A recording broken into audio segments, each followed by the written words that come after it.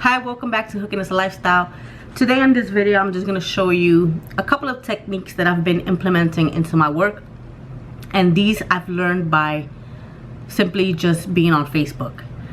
If you are a Facebook user, you probably are joined to a few crochet groups, or a few you're a fan of a few pages that deal with crocheting.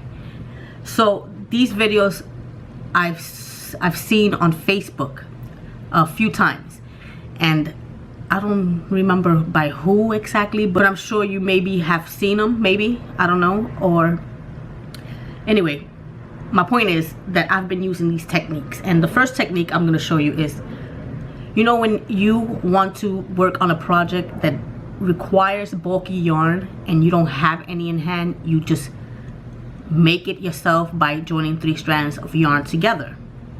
And the way I do it is by taking one ball of yarn and separating it by making 3 cakes, like these 3 cakes here. Let's say this is the same, coming from the same ball of yarn. Let's say it's all gray here. So I would do that. I would take one ball of yarn and create 3 cakes, and then take those 3 strands of yarn and put them together to make my bulky yarn. Well, this is another way of doing that without having to use 3 cakes or 3 balls of yarn. Sometimes I will do that too, is take 3 balls of yarn and put them in front of me, and then take the strands from each ball of yarn and make my bulky yarn that way. And when I mean bulky yarn, I mean the super bulky, like a size 6 or size 5. So for this technique, all you're gonna need is 1 ball of yarn to make the bulky yarn. And the way you do that is by, you take your yarn and you're gonna start with making an S with your yarn, just like this. So this is an S, right? I hope you can see that is visible. Let me just stretch it out a little longer because I want to do this correctly. So you see that S, and all you're gonna do is grab all 3 strands together like this with your fingers. And you're gonna start off by, of course, making your slip knot.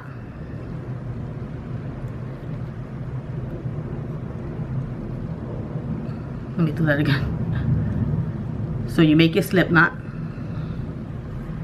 right? You got your slip knot, and you take your hook, and I'm using here, what is this? A P. Because remember, we're using a lot of yarn. 3 strands to be exact, 3 strands together. And in order to continue to have 3 strands of yarn working on your hook, what you need to do is take this one here, the one that's still a circle, and you can put it over the other one that is attached to the ball, and you're gonna pull it through like so, just like that. And as you can see, you have 3 strands of yarn by doing that. And then what you want to do is start your chain. So you're going to do 1 chain, 2 chain, 3 chains, 4, 5, 6, and so on. And you just continue to do the amount of chains that you need for your project, like you normally would. And then I'm going to show you how you continue on making it bulky. And when you get to this point, when you almost out of yarn with the one that's a circle, I'm gonna call it a circle, I'm gonna bring it in front of my working yarn here, and I'm just gonna pull it through, just like so.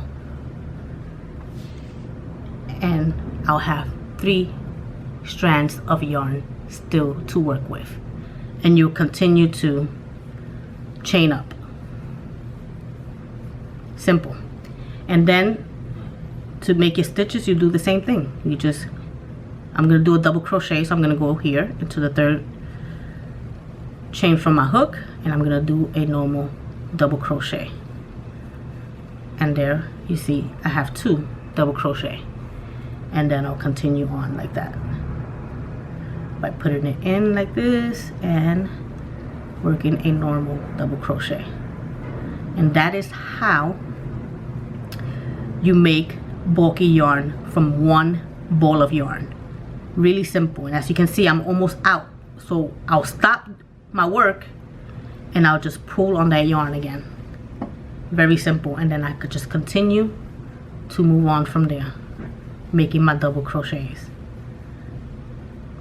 Now in this video, she didn't show how to add another ball. Once you finish with this ball of yarn, you completely finished, how you're gonna add the next ball to continue on with 3 strands of yarn. So I'm gonna show you here another technique that I learned by watching a Facebook video. Now again, I don't remember which video it was, but it's like you on your news feed and you come across something and you're like, oh wow, I'm gonna try that. And I did, and I just continue to do it. So here I'm almost out of yarn, so I'm gonna pull on it again, and I'm gonna finish this double crochet, and I'm gonna show you how to add the next ball of yarn right now.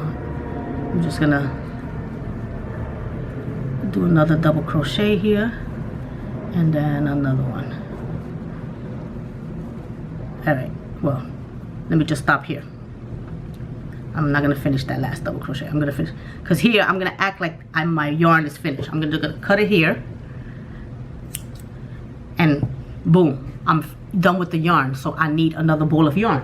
So I'm gonna bring in the second color I want to use, and I'm gonna bring in, well, let me get something that's a little lighter. I'll bring in the purple. All right, so to do this, you're gonna take these two. This is the working yarn that is finished, and then this is the one you want to join in. So I'm gonna put them on like this, on opposite sides, just like so. Because with this yarn, the one that I want to join in, I'm gonna wrap it around this finger, my thumb, like this. So I'm holding these 2 strands in between my thumb and my index finger, and I'm just gonna wrap it around twice. And as I'm doing that, I'm making sure that I let go to make sure that I put it behind these 2 strands of yarn here at the top, right? So I do that 2 times. Now I'm gonna bring the yarn here over the 2 strands, so right in there. And then what I'm gonna do is take these 2 strands of yarn and I'm gonna shove them in my finger like that, in between my thumb and my index finger, and I'm gonna take the yarn that I want to join in and just pull, and there you have it. You have joined 2 strands of yarn together, and you can continue on pulling on your yarn to have 3 strands of yarn together. And those are the 2 techniques that I wanted to show you guys that I've been using. So let me know if you have seen this before, if you do this yourself, or if this was helpful to you. Please let me know in the comments below. If you liked it, please give it a thumbs up. Remember, that always helps. And don't forget to subscribe to be notified of more videos such as this one, and I will see you in the next video. And stay tuned, because I do have another video coming up using this technique to work up a throw that I've been dying to make. So stay tuned. Thanks guys, bye.